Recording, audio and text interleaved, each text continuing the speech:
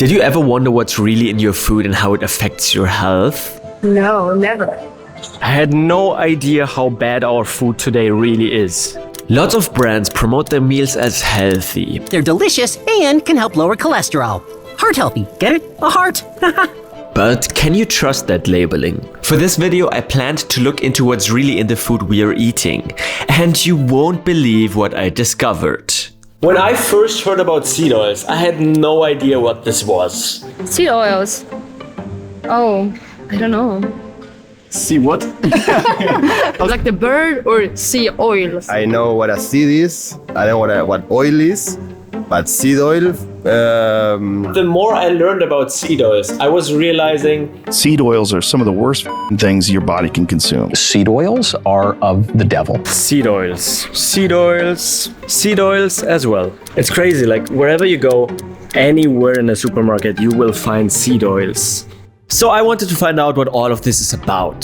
To understand what influence eating seed oils has on our body, I reached out to a doctor who has been studying this for years, the seed oil disrespecter. I'm Dr. Brian Curley, and I'm a doctor with a meme account.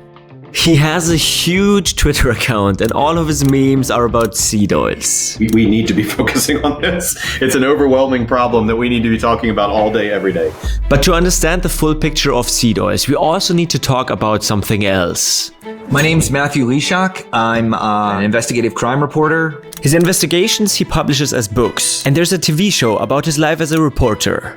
Now he's investigating the food industry for his latest project. My most recent book that I'm most proud of, and it ties very much into investigative crime reporting, is Fiat Food. And believe me, that's where the story about seed oils gets very interesting. Why would they poison their own people? That's crazy. Well, it's true, and they did it, and they're continuing to do it. There was a time before seed oils and after seed oils. We as a society, we changed drastically. Before 1890, Western societies cooked exclusively with animal fats. They used probably around 99% of fats from animals. Tallow, suet, butter, lard are all examples of these fats. Eastern societies mainly used cold-pressed fats, which means coconut fats and palm oil fats. And vegetable oils didn't exist yet. But today they are everywhere. Every restaurant is using them, they are in every processed food, and our modern society is drastically different when comparing to the pre-seed oil times. What did a truck driver do in 1950? He drove a truck, and what did a truck driver look like in 1950 compared to today, right? Something's changed and people are now sicker. Although seed and vegetable oils sounds quite natural and healthy, they are anything but natural. It's not part of our food supply, and we were manipulated by very sophisticated marketing campaigns to believe it was part of the food supply, and that was not in the interest of the health of the American people. It was in the interest of profits for several large corporations. Seed oils are an invention of Procter & Gamble because they discovered a method to transform seeds into fats that we use for cooking. There is so little oil in all of the seeds that it takes almost 100 corn ears or 2,800 sunflower seeds to obtain 5 tablespoons of oil. This is achieved through a highly chemical process. Everything starts with an acid wash process, and the seeds go through tons of chemicals. The result is processed with a petroleum-based mixture. That's because they want the maximum amount of oil extracted from the seeds. Next, we need to bleach those oils. Yes, they need to be bleached because they look far from what you're used to buying in the supermarket. So not only is this a highly chemical process, but another major issue is the need to apply immense heat during the production. This alters the properties of the oil for the worse. And at this point, the fats have oxidized so much that they taste and smell awful if consumed as they are. And this is why the seed oils undergo a final deodorization process. The final product is a bleached, odorless, fake-colored, marketable oil for you to consume, which is hidden in most of your food. So, am I the only one who didn't know that vegetable oils are actually not made from vegetables? We call seed oils vegetable oils. It's not by accident. It's extremely clever marketing. After inventing those new oils, the producers started one of the biggest marketing campaigns ever seen. Delicious. They needed to convince the public that this chemical oil is way healthier and much cheaper than all animal fats. Crisco's all vegetable with no cholesterol. Choose all vegetable Crisco. Vegetables? I guess you meant cotton seeds. With seed oils, we reached a point in human history where profits were more important than the human health. Back then, Procter & Gamble actively lobbied health organizations to influence the image of those newly invented oils. Not only did they fund specific research papers to yield positive outcomes, but they also donated the equivalent of $20 million in today's money to the American Heart Association. With this donation, the seed oil manufacturer had a significant influence on the official American dietary policies. You can look at the effects all these years later, both in terms of the profit margins from companies like Procter & Gamble and the health of the American people. They recommended to eat less saturated fats and instead eat more unsaturated fats, which means less butter and animal fats, but more seed oils and vegetable oils. We've mainly taken the advice of our health experts. Like we've cut back on our saturated fat. We've done everything they've said to shocking levels, and we're getting sicker and fatter. The big problem is that today we know that the data all of this was based on was heavily manipulated. One of the key studies deleted data from 15 countries to get the results they wanted. If you get into the details of some of these studies that were done, but they were hiding data, right? So there's some shenanigans that happened. There were studies conducted which highly conflicted the hypothesis that seed oils are healthy, but those studies were never published. This isn't science anymore, and it became clear that various pressures were now forming to make a consensus that saturated fat was now bad. So the impact of those official health guidelines on our society is very questionable. We have countless studies looking at damage to proteins, damage to fats, lipid peroxidation. You can't read them all. You could get lost on PubMed looking up Western diet, quote unquote. Not only the seed oil disrespecter, but countless other people like Nina Teichholz and Dr. Knobbe have dedicated their lives to educate people about seed oils. So what is the effect of having a high vegetable oil diet? Well, in nearly a dozen of these studies, they found a number of worrisome things, including that in all the experimental groups, they died at higher rates of cancer. They also had 2 times higher rates of gallstones. Study that just came out recently, which was the largest ever epidemiological study ever undertaken, they found that the people who ate the lowest amount of saturated fat had the highest risk of stroke. Hearing all of this is kind of mind-blowing because this is all exactly the opposite of what I thought is the truth and what my doctors told me. So I needed to do a little bit more of the research. Could these so-called heart-healthy vegetable oils actually and ironically be the primary cause of heart disease and the major cause of all these other diseases of civilization as well? Answering this question is harder than I actually imagined. There are many doctors out there who dismiss the link of seed oils and our health issues, and they are also citing a lot of data to confirm their point. When you replace saturated fat with polyunsaturated fats, you really can't find any hard human evidence where polyunsaturated fats increase the risk of anything. Fried fish, fried rice, stir-fried vegetables, and they measured several inflammatory markers, and eating all that food cooked in soybean oil did not significantly change any of them. So I gotta say, going deeper into the research of those seed oils is quite frustrating because I can find data which says that yes, seed oils are killing me, but now looking into the pro-seed oil side, I can also find people and studies which confirm that seed oils actually prevent heart diseases. So how is it possible that there are also studies which say that seed oils are actually healthy for you? To my knowledge in general, most of the human trials are comparing high seed oils with higher seed oils because everybody is eating a high omega-6 diet. Yeah, that's actually crazy. I mean, I understand it. I've checked the supermarket and they are everywhere. But this actually means that those studies are worthless, right? We don't know what the impact of seed oils on the human beings are. You're not actually ever seeing a population with a no seed oil diet. Now they're out there and medicine has looked at them, but they're not doing it in the context of comparative epidemiology. Okay, so what's the problem with those studies? If you're looking at a population where everybody smokes, all you're doing is comparing people who smoke 2 packs a day to people who smoke 5 packs a day.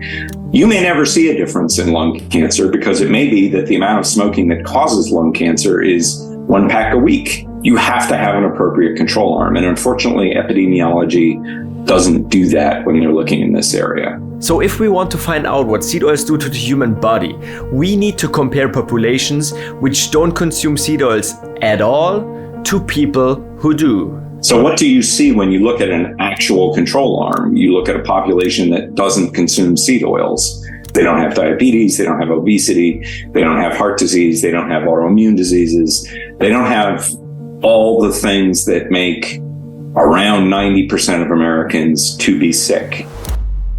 So considering all of this, there's something very fishy with those seed oils. There's evidence of manipulated data and profit-driven motives. But still, there are not a lot of people talking about this. As we start to put together the chain of events, you would think that you should get a lot of attention for that. Typically for an investigative crime reporter, Matthew found something very interesting when researching deeper into seed oils.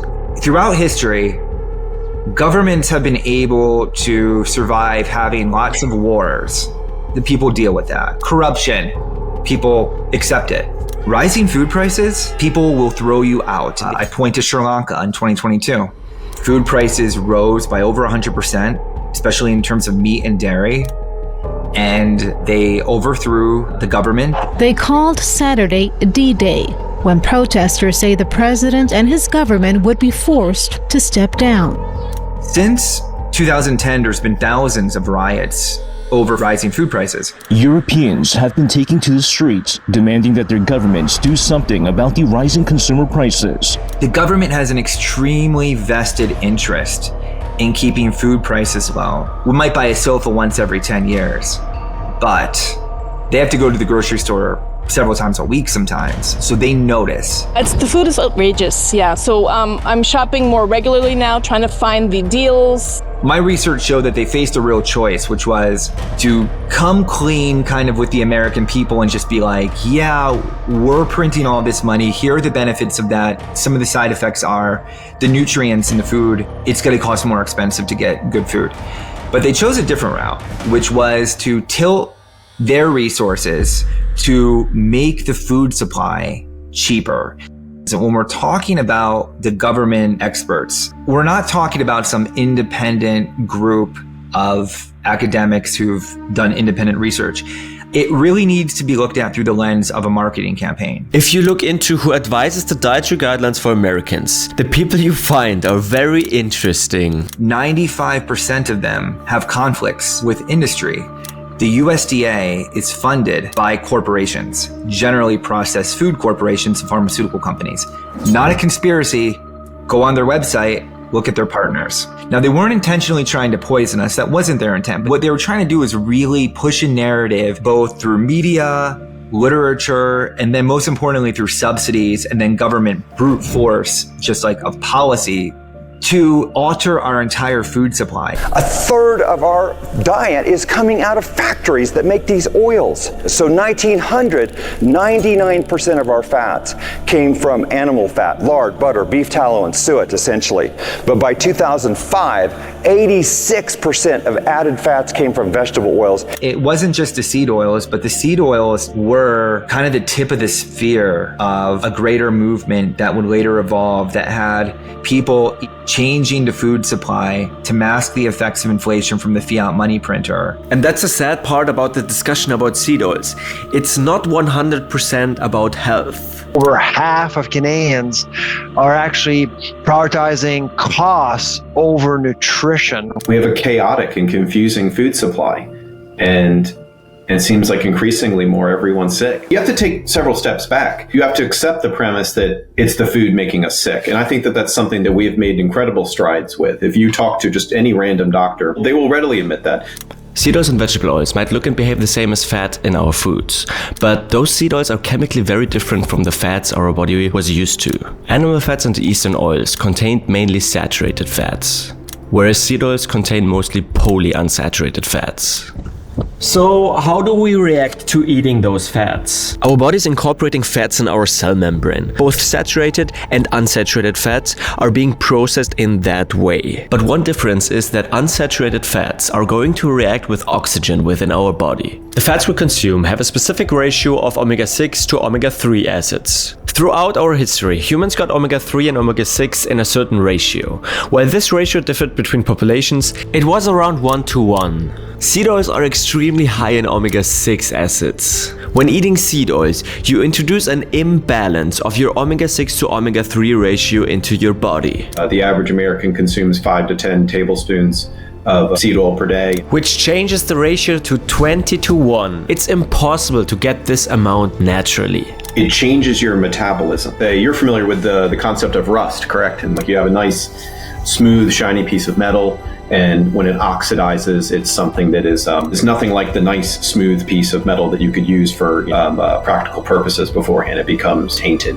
This oxidation, comparatively speaking, easily happens with polyunsaturated fat. And this can damage proteins, it can damage the cell walls of all your cells, and then you have this constant signaling of things being damaged or perhaps even being a pathogen, being something that should not be in your body.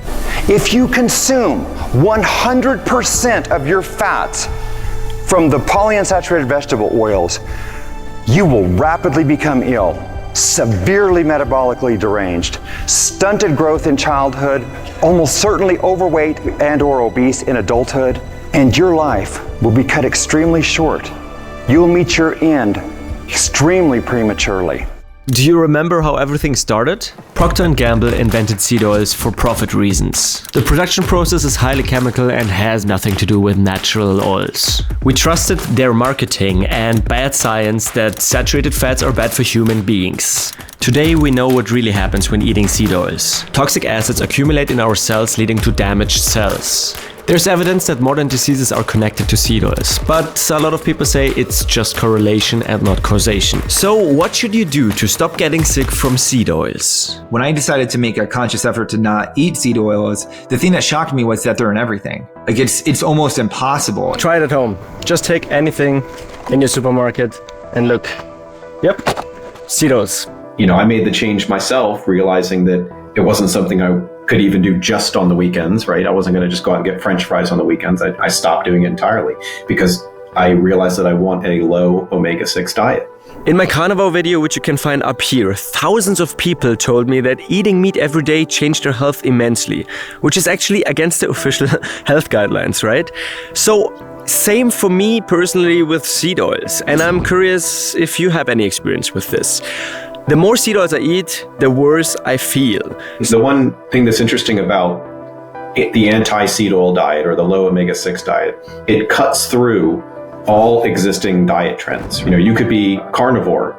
There are cases of people with low body fat, excellent fitness, great biomarkers. In our world today, you have to make a conscious decision to stop eating seed oils. So even the bread says it's 100% natural, but if you look closely, there are seed oils in it. One of the first steps you can take is to switch the oils which you're cooking with at home. When we first started, we memed what we called the simple six. So that would be beef tallow, butter, and ghee. Ghee being clarified butter. That's the animal-based side. And then on a plant-based side, you have fruit oils, so coconut and olive and avocado. When you stick to these sources, as long as they're real, you're guaranteed not to be eating some of these other dicey oils that can be 30, 40, 50% omega-6, just these crazy numbers. And to be honest, you should start to decrease your seed oil intake today. But it takes about 5 years to detox, quote unquote, to allow your body to naturally metabolize this evolutionarily high tissue concentration of omega-6. Takes about 5 to 7 years, depending on how you look at it. You want to be eating at home most of the time. Even if you're cooking all of your meals, you're going to be buying some packaged things, some sauces, some dressings, maybe some desserts or things that you enjoy. And it's easy to overdo seed oils because they're a hyper concentration of a marginally edible food. Being vigilant about the type of sauces and the dressings and some of the packaged food that you get is very important. I do not think that big food is going to embrace seed oil free the way that they did gluten free because it's more expensive. We need an open and truthful discussion about those oils because ultimately it's about human health. And we need to do this by disconnecting from profit incentives or ill-intended medical advice. Because we need to answer the question, why is our society getting sicker and sicker? As the years go forward and more people are doing this and more research comes out, it's going to be further illustrated the damage that this is doing in our cells, in our immune system, and it's going to become increasingly harder to ignore. For me, it really comes down to understanding how those seed oils are being produced. And also, I think it's not the right way to simply say, okay, this correlation with these modern diseases with seed oil consumptions is just a correlation. There's no causation. I think this is way too easy of an argument, and we need to have more discussions about all of this. So what is your opinion on this? Do you believe that some food which we've been eating for centuries is causing all of the modern illnesses and diseases we're seeing in our society? Or could it be some oil which we invented and our body wasn't yet evolutionarily able to adapt properly? A lot of the things that we've been told to consume into our bodies is a lie. And I think at the very top of that lie are these seed oils that have been marketed and campaigned to the utter shame of our country and to the destruction of our own health. Look at what our ancestors did. Go back to them for reference, because they're only going to make you feel worse, physically and mentally. There are way more topics like this which I want to cover. I'm an independent filmmaker, so I do everything based on donations. If you want to help me create more videos like this, you can send me some Bitcoin here. You can also find some donation links down below. And also share and like this video because this helps me immensely. And if you haven't subscribed to the channel yet, do this because I'm gonna see you in the next video. Bye bye.